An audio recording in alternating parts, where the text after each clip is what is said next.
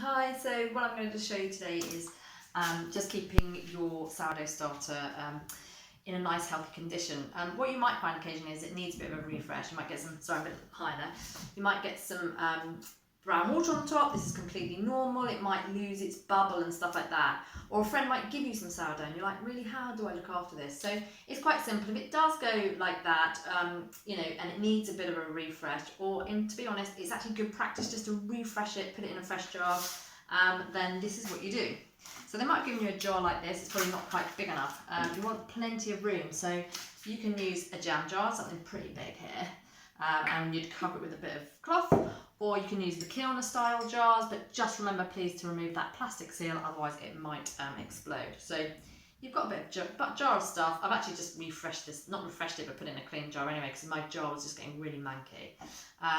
So next time you think, oh, is it still alive? Then give it a go. Put on a bowl on the scales, and you can use 40 grams to just start a new loaf. It's looking, mine's not very bubbly, it's all a bit watery, and I'm like, oh no. So it's looking a bit rubbish actually. I'm actually going to use 50 grams. I'm not actually, it looks like I'm going to use 60. I'm going to use 60 grams there. Looking a bit of a mess. Right, so that's going to start the loaf of, my next loaf of bread. It's looking a bit dead, so I'll give that a bit of a sort out.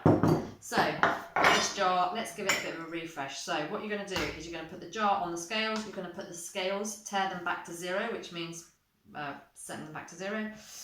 And depends how much you've got, but say let's put in 120 grams. I mean, after you've fed it, it doesn't matter what quantity you've put in. So this has come to 127 grams. I actually want to use all of this because I want to grow lots more sourdough starter, because I want to make loads of different breads and things like that. But typically, whatever you put in, whether it be 50 grams, 60 grams, 120 grams, 127 grams here, you're going to match that weight with bread flour. I just keep my bread flour in a big tin.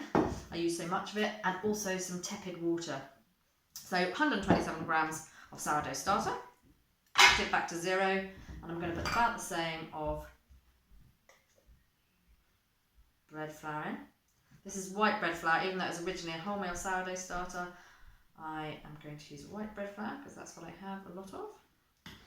127 grams, and then I'm going to just add in the same amount of water. So 120, 123, it doesn't have to be precise. And this is actually tepid water this time. Typically I just get it out of the tap, but 126, perfect. There we go, same of all three. So same volume or same weight of sourdough starter, same weight of flour, same amount of water. I've actually got a lot of it here. And as I say, you wouldn't probably make this much. It's just that I want to make lots and lots and lots of loaves over the next week, because I'm doing lots of updates and different breads and things like that. So, and I might share some more sourdough starter with some friends. So I've made a really big lot here. I'm mixing it. To be honest, you could mix it in another bowl and then put it in here. I'm mixing it in here. Whatever you mix it in, it's all going to go up the side as well. So sometimes get your clean jar and don't use the same one for mixing in. It's actually it won't take long to bubble up. Then once you put it in here, when you're refreshing it, whoop, it should have thickened up a bit. There we go. At this point I might share it out into different jars to share with friends, but for now I'm just going to keep it all in here, or it's going to grow quite a lot, I'll tell you that now. So I probably would typically use 1 or 2, and then there it is, it's in the jar. And then I'm going to use, I've actually chopped up a bit of old, a sort of very poor quality bit of tea towel. Put that over.